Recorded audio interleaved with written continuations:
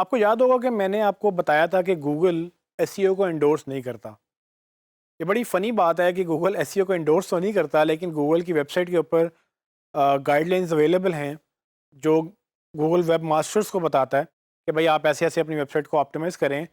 Google को कैसे pages index करने में हेल्प करना है, यूज़र के लिए कैसे वो स्ट्रक्चर आपने मेंटेन करना है। ये गाइडलाइंस का लिंक मैं आपको दूँगा, जिसमें आप जाके ये पढ़ सकते हैं। वेब मास्टर बेसिकली आपकी वेबसाइट के मास्टर को एक टेक्निकल टर्म यूज़ होती थी उन लोगों के लिए जो वेब एडमिन या वेब मास्टर या जो भी वेबसाइट चला रहे हैं।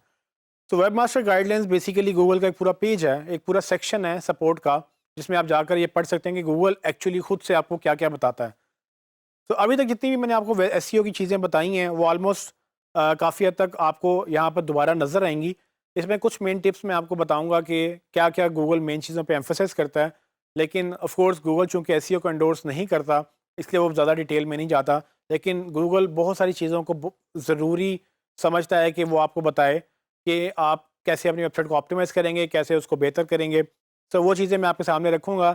डिफरेंट कैटेगरीज़ में ये चीज़ें फॉल करती हैं। तो पहली कैटेगरी है कि help Google find your pages. तो गूगल ये कहता है कि आप मुझे हेल्प करें, यानी कि हम गूगल को हेल्प करें अपने पेजेस फाइंड करने में। तो उसमें क्या टिप्स अवेलेबल हैं? उसमें सबसे पहली टिप जो है कि all pages should be linked. Google ये कहता है कि सारे पेजेस लिंक्ड होने चाहिए। तो आपको याद होगा कि हमने ये डिस्कस किया था कि कैसे जो गूगल है वो लिंक टू लिंक जंप करता है एक लिंक से दूसरे लिंक के ऊपर। और अगर आपकी वेबसाइट में लिंक्स सारे पेजेस आपस में कनेक्टेड नहीं हैं, तो गूगल हो सकता है कि कुछ कुछ पेजेस मिस कर दे। तो गूगल को अगर आपके किसी पेज तक पहुंचना है तो मेक श्योर करें कि वो किसी और पेज से लिंक्ड हो। और वो उसने पूरी डिटेल में ये पॉइंट लिखा है कि वो आप AHREF लिंक्स, जो कि हाइपर लिंक जिसको हम बोलते हैं, HTML लिंक भी हम उसको बोल सकते हैं, कि उसके तहत वो एक लिंक्ड हो ताकि गूगल एक पेज पर आए और उसके बाद दूसरे पेज पे जंप करे। अगर दूसरा पेज कहीं से भी लिंक नहीं है और वो अकेला एक यूनिक पेज है, गूगल उस तक नहीं पहुंच सकता, तो वो उसको इंडेक्स नहीं करेगा। तो पहला पॉइंट था कि जी सारे पेजेस लिंक्ड होने चाहिए, और ये हम बड़ी अच्छी तरह समझ चुके हैं। दूसरा पॉइंट, एक साइट मैप प्रोवाइड करें। सो गूगल ये कहता है कि आप मुझे हेल्प करें, यानी कि हम गूगल को हेल्प करें एक साइट में प्रोवाइड करके, जिसमें सारी की सारी पेजेस की एक लिस्ट हो, जो गूगल को हम प्लेट में रख के दें कि भाई हमारी पूरी वेबसाइट में ये हज़ारों पेजेस हैं, ये एक साइट मैप के अंदर सारे पेजेस ऑटोमेटिकली हमने इंडेक्स कर दिए हैं, ये तुम इसको पकड़ लो।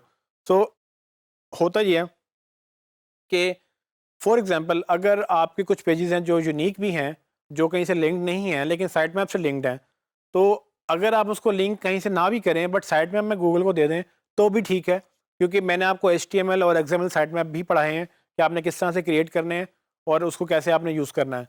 तो ये साइट मैप बेसिकली गूगल को हेल्प करता है कि कितने पेजेस आपकी वेबसाइट में एग्जिस्ट करते हैं, और गूगल साइट मैप को रेगुलरली फॉलो करता है। सो अगर आप वर्डप्रेस यूज़ कर रहे हैं तो उसमें प्लगइन्स मिल जाते हैं, जो जैसे ही एक आपका नया पेज क्रिएट होता है वो साइट मैप में उसको राइट कर देते हैं। गूगल जब नेक्स्ट टाइम आपके साइट मैप को क्रॉल करता है वो उसको नया पेज भी मिल जाता है। तो बड़ी कन्वीनियंस है। लेकिन गूगल खुद मांगता है कि जी आप मुझे भी दें और HTML साइट मैप यूज़र्स को भी दें, ताकि यूज़र्स को भी फ़ायदा हो। साइट मैप बड़ी इंपॉर्टेंट चीज़ है जो मैंने हमें गूगल ने खुद बता दी। तीसरी चीज़ जो है, if modified since HTTP header. ये पढ़ने में थोड़ा नाम डिफिकल्ट लगेगा आपको, लेकिन इफ़ मॉडिफाइड सेंस ये एक टेक्निकल टर्म है सर्वर की साइड से, कि आपका सर्वर अगर ये चीज़ सपोर्ट करता है इफ़ मॉडिफाइड सेंस HTTP। इससे क्या होता है, इससे ये रिकॉर्ड होता है कि गूगल जो लास्ट टाइम मतलब जो सेशन है आपका वो मेंटेन होता है कि आपकी वेबसाइट लास्ट टाइम कब अपडेट हुई थी। ये रिकॉर्ड ये सर्वर साइड से मेंटेन होता है। जब गूगल आपकी वेबसाइट आके क्रॉल करता है तो वो ये देखता है कि वो नया कंटेंट आया कि नहीं आया। सो अगर आपका सर्वर ये सपोर्ट नहीं करता, जो कि अब ऐसा नहीं है क्योंकि ऑलमोस्ट सब सारे सर्वर जो हैं वो ये चीज़ें सपोर्ट करते हैं। लेकिन अगर आपके सर्वर सपोर्ट नहीं करता ये फंक्शनैलिटी, तो प्रॉब्लम आ सकती है कि गूगल को ये नहीं पता होगा कि कौन सा कंटेंट फ्रेश है, कौन सा नहीं है। अक्सर आपको ये चैलेंज क्यों फेस आएगा? आपको चैलेंज ये तब फेस आ सकता है जब क्लाइंट एक ऐसे सर्वर पे होस्टेड हो जो बहुत ही पैथेटिक सा या बहुत ही फारिग सा एक सर्वर हो, और आपको पता भी ना हो कि इसमें चैलेंजेस क्या हैं, क्योंकि आपको नहीं पता कि होस्टिंग उसने कहाँ से बनवाई, कहाँ से वेबसाइट बनवाई, कहाँ से उसने होस्टिंग ली है। तो माइट पॉसिबल कि कुछ ऐसे चैलेंजेस आ सकते हैं। गूगल खुद ये कहता है कि आपका सर्वर ये सपोर्टेड होना चाहिए। अगर आपका ये सर्वर सपोर्ट नहीं करेगा तो गूगल आपको फ्रेश कंटेंट को मुहैया नहीं कर सकेगा, क्योंकि जब तक सर्वर में फंक्शनैलिटी नहीं होगी तब तक आपका जो है वो जो रिकॉर्ड है मेंटेन हो रहा है कि लास्ट टाइम पेज का अपडेट हुआ था, वो गूगल का रिकॉर्ड नहीं मिलेगा। एक final step robots dot T x T के नाम से, आपको पता है कि हमने robot dot T x T बड़ी डिटेल में पढ़ी थी, किस तरह से robot dot T x T help करती है किसी भी सर्च इंजन को फ्लो करने के लिए या उनके फ़्लो को कंट्रोल करने के लिए। गूगल ये कहता है कि आप robot dot T x T use करें, उसमें इंपॉर्टेंट पेजेस को मतलब हाई ब्लॉक ना करें और सिर्फ उन पेजेस को ब्लॉक करें जो आपको नहीं चाहिए, जो आपको गूगल में नहीं चाहिए। इससे दो चीज़ें मेंटेन होती हैं। एक तो ये कि आपका अननेसेसरी कंटेंट, जिसको हम कचरा भी बोल सकते हैं, कि जो चीज़ें आपको पैसे नहीं देंगी, जो चीज़ें आपको बिला वजह लोगों को ज़रूरत भी नहीं है। For example terms and conditions का पेज है, किसी को ज़रूरत नहीं होती उसकी। अगर आपकी वेबसाइट पे कोई आएगा तो टर्म्स एंड कंडीशंस फुटर में आपके लिंक डाल देते हैं, उसको लोग क्लिक करके पढ़ सकते हैं कि आपकी टर्म्स एंड कंडीशंस क्या हैं। लेकिन क्या उस टर्म्स एंड कंडीशन को लोग गूगल में ढूंढ सकेंगे? क्या ज़रूरत है? कोई ज़रूरत नहीं है, क्योंकि आपको उसमें पैसे नहीं देने। पैसे आपको देने सर्विसेज ने और जो है आपके प्रोडक्ट्स ने। लब जब लोग वो सर्च करें, उसके ऊपर आप एफर्ट करें, बाकी अननेसेसरी पेजेस को आप गूगल से ब्लॉक कर दें रोबोट्स डॉट टीएक्सटी के अंदर। उससे फ़ायदा क्या होगा? एक तो ये कि आपका अननेसेसरी कंटेंट गूगल में नहीं जाएगा। दूसरा फ़ायदा ये होगा आपको कि आपका क्रॉल का बजट कंट्रोल होगा। क्रॉल बजट क्या होता है? क्रॉल का बजट ये होता है कि जब गूगल आके क्रॉल करता है आपकी वेबसाइट में, तो वो एक आपको टाइम को, आपकी वेबसाइट को एक टाइम देता है कि भाई मैंने ये वेबसाइट इतनी देर क्रॉल करनी है, या मैंने ये वेबसाइट में इतने पेजेस क्रॉल करने हैं। तो अगर आप उसको ऐसी पेजेस पे भेज देंगे जो आपको चाहिए भी नहीं है, लेकिन आपने ब्लॉक भी नहीं किए, तो गूगल तो जंप करता जाएगा, करता जाएगा, करता जाएगा, और वो करते करते एक वक्त आएगा कि वो थक कर आपकी वेबसाइट से बाहर निकल जाएगा। थकने से मुराद क्या है?